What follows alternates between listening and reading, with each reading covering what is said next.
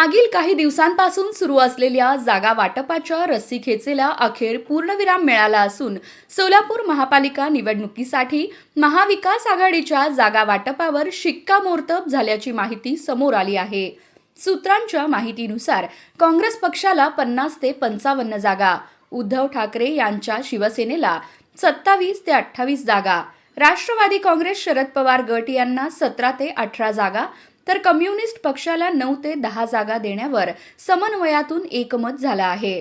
भाजपाची सत्ता सोलापूर महापालिकेत रोखण्यासाठी महाविकास आघाडीने कंबर कसली असून भाजप विरोधातील सर्वच पक्ष एकत्र आले आहेत।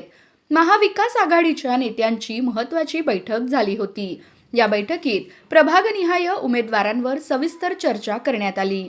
कोणत्या प्रभागात कोणता पक्ष अधिक मजबूत आहे, कोणत्या जागा कोणत्या पक्षाला योग्य ठरतील यावर नेत्यांनी आपापली मते मांडली। या चर्चेचा अहवाल वरिष्ठ नेत्यांकडे पाठवण्यात आला। वरिष्ठांकडून ग्रीन सिग्नल मिळाल्यानंतर बुधवारी झालेल्या बैठकीत जागा वाटपावर अंतिम निर्णय घेण्यात आल्याची माहिती सूत्रांनी दिली आहे। महाविकास आघाडी आता एकत्रितपणे निवडणूक रणांगणात उतरण्याची तयारी करत आहे।